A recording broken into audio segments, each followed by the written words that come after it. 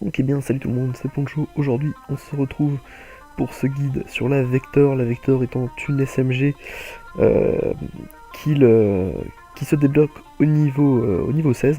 Donc c'est une SMG que vous débloquez assez rapidement dans votre nombre de niveaux. C'est une arme légère donc qui fait partie de la catégorie des submachine guns, qui a été designée en 2006 et dont la production a commencé en 2009 aux États-Unis par le manufacturier Chris. C'est un design assez atypique, très futuriste, même si l'arme est en fait actuellement opérationnelle aujourd'hui. Ça a été donc issu de la série d'armes Chris Vector, et son fonctionnement de façon assez surprenante vient d'un ingénieur français qui s'appelle Renaud Quebrat.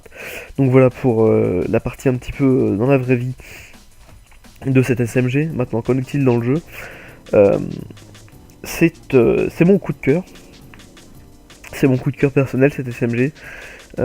Pourquoi je sais pas, j'arrive juste très bien avec.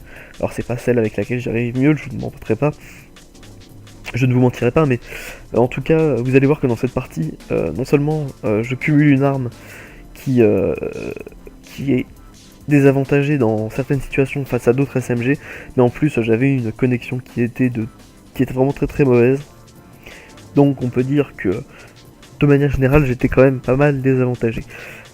Alors, cette SMG, voyons voir un petit peu ses bons côtés.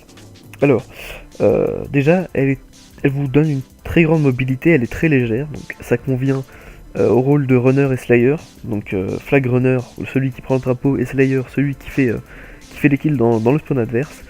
L'arme a une capacité légèrement supérieure à celle de la MSMC par exemple, puisqu'elle en possède 6, mais elle reste une des armes qui a la moins bonne capacité, puisque devant on a la PDW, la MP7 qui en ont plus.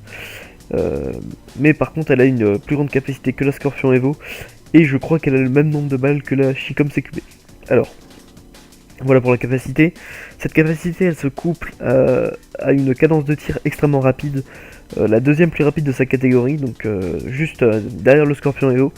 Et donc lors d'échanges de tir, la Vector en fait elle va se retrouver beaucoup plus vite à court que les autres SMG, donc bien entendu en dehors du Scorpion Evo qui a une cadence bien supérieure, mais au contraire du Scorpion Evo, euh, le recul n'est pas si prononcé que ça, et en fait même quasi inexistant, et c'est la force de ce Vector, tout simplement parce que son recul est juste magique.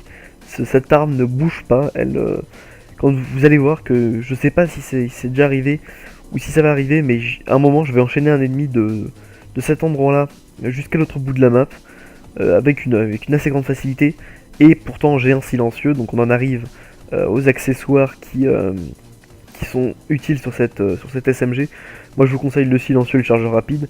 Le silencieux pourquoi? Parce que autant être discret si vous le pouvez, et vous pouvez être discret avec cette arme là, puisque le silencieux ne vous pénalise pas du tout. Le recul est en plus encore amoindri. Alors une fois de plus, comme je l'ai déjà dit dans un ancien guide, quand je dis que ça annule le recul, c'est de façon virtuelle, c'est tout simplement qu'en fait les flammes de l'arme sont cachées, et ainsi vous avez l'impression d'avoir un recul qui est moindre. Et en plus, vous ne perdez pas de puissance et vous ne perdez pas de portée. Donc là, je me fais tuer grâce à un super spawn.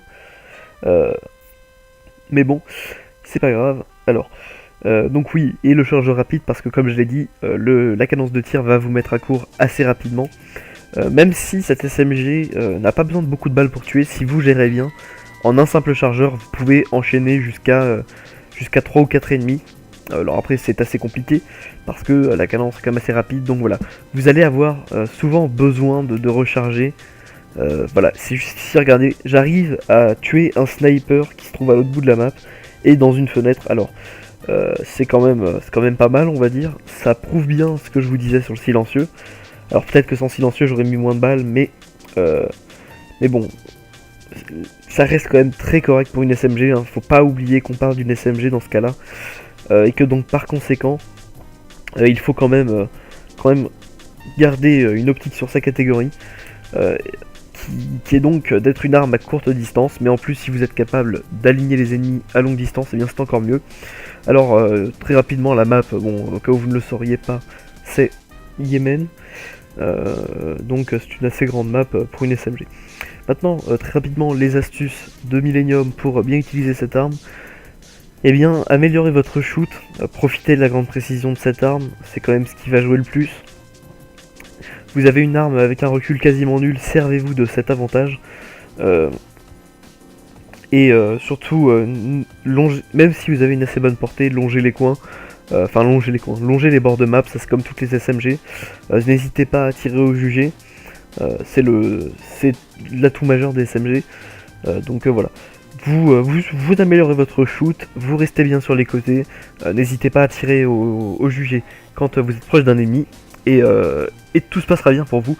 Bah, écoutez, j'espère que ce guide vous aura plu, et moi je vous dis à une prochaine fois, pour un guide qui ne sera probablement pas une SMG, mais une autre arme, parce qu'on a quand même publié pas mal de guides d'SMG pour l'instant. On en a fait 3 sur 5, donc voilà, pour les prochaines, enfin pour le prochain, je pense que ce ne sera pas une SMG, voilà.